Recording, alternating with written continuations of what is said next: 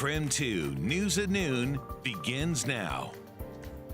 Developing here at the noon hour, police are calling it a brazen targeted attack. We'll update you on the search for the gunman who shot and killed the CEO of one of the nation's biggest healthcare companies outside of a New York hotel.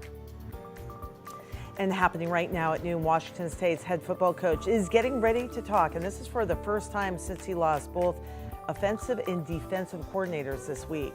So lots of questions there. Another day with heavy cloud cover, mist, drizzle, and foggy conditions. Still tracking how much longer that is going to last through the week. All right, thanks, Thomas. Hi, everyone, and welcome to KREM 2 News at Noon. I'm Laura Papetti, and we begin with this. We are tracking a developing story here at noon.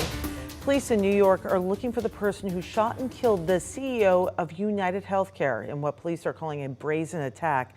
Brian Thompson was killed this morning just outside of the Hilton Hotel, where he was scheduled to be part of an investors conference. Police say the shooter arrived at the building about 5 minutes before Thompson got there and appeared to specifically target the CEO. It appears the suspect was lying in wait for several minutes. And as the victim was walking to the conference hotel, the suspect approached from behind and fired several rounds.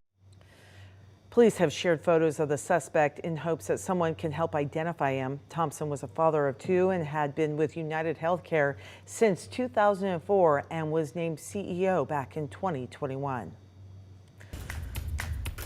Bringing it closer to home, happening now, WSU head football coach Jake Dickert is getting ready to speak about the future of the team. This will be the first time we have heard from the coach since it was announced the Cougs were losing both offensive and defensive coordinators.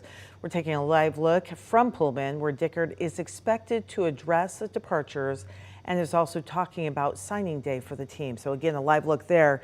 A whole lot of questions for the Cougs. On Monday, Dickert announced that he had dismissed defensive coordinator Jeff Schmedding. And then the same day, offensive coordinator Ben Arbuckle left for a job in Oklahoma. There could be more shakeups next week when the transfer portal opens, and it is expected some WSU players will choose to enter the portal and transfer to other schools. Of course, big questions out there whether quarterback John Mateer will choose to stay in Pullman. And next week, we will also learn where the Cougs are headed for the bowl game. Certainly a lot to talk about. And if you want to hear more from Coach Dickert or hear him speaking, we are streaming his news conference live as soon as it begins on KREM 2 Plus. In fact, as you can see from this live shot, we're waiting there right now. It's supposed to begin at noon, so it should be beginning any minute. You'll also be able to find it there later today, so you can stream and watch on your schedule. If you don't yet have KREM 2 Plus, you can download it for free on Roku, Fire, and Apple TVs. Again, Jake Dickert expected to speak anytime now. Okay. Let's head outside right now where we have a bundled up Thomas Patrick. I rarely see you with a hat on, but it's been cool, cloudy, misty, lots of slick roads out there. What do you have for us this afternoon, Thomas? Yeah, usually how it goes, Laura, is in the morning hours, I got to bundle up because it always just feels that much colder when it's below 32 degrees, when it's below the freezing mark. And usually by the noon hour, it's like, okay, warm enough that I can usually ditch the hat. The difference today is that the temperatures just have not budged at all. The low was 30 degrees this morning. The high so far has been 31. Just absolutely no change in our weather conditions from 5 a.m. to now 12 p.m. In fact, look at these current temperatures for yourself. 31 in Spokane and Coeur d'Alene. We've climbed a total of 1 degree since this morning. So yeah, if you need that hat, if you still need the gloves for yourself, I do not blame you whatsoever. The high temperature is expected at, 32 degrees for Spokane. It's just been one of those days, just like these last two, where this low cloud cover just has no chance of breaking. And really, we can blame the season for that. The sun is just not high enough in the sky to get rid of that low-lying cloud cover. And in some cases, it's still fog, it's still mist, it's actually still very damp out here. And yes, this glaze of ice is still laid down across our set here. Now, I don't think we're going to get any proper rain or snowfall. The clouds are just going to pester us really all day today and tomorrow and Friday. So coming up, we're going to detail when the next true storm system is going to be passing into our region, but also how much more fog conditions we are expected to see in these next couple days this week.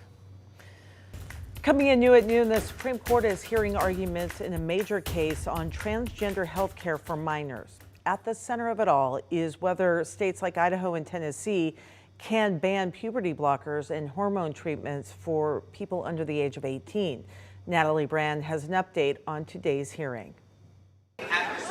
Demonstrators representing both sides of the issue gathered outside the Supreme Court Wednesday as justices listened to arguments in a landmark case centered on medical care for transgender youth. The case challenges the constitutionality of a Tennessee law that bans gender-affirming care such as puberty blockers or hormone therapy for transgender adolescents. Some Tennessee lawmakers argue the state is trying to protect children from life-altering risks of what's known as gender-affirming care, which they call risky and unproven.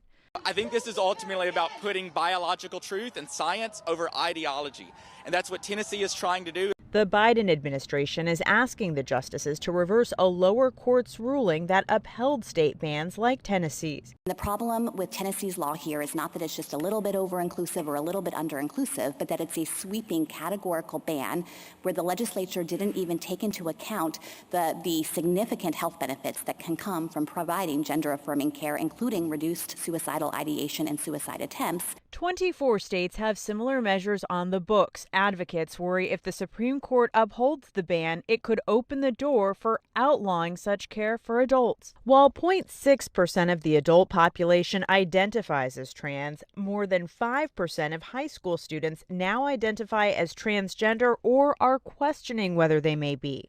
If the Constitution doesn't take sides, if there's strong, forceful, scientific policy arguments on both sides in a situation like this, why isn't it best to leave it to the democratic process?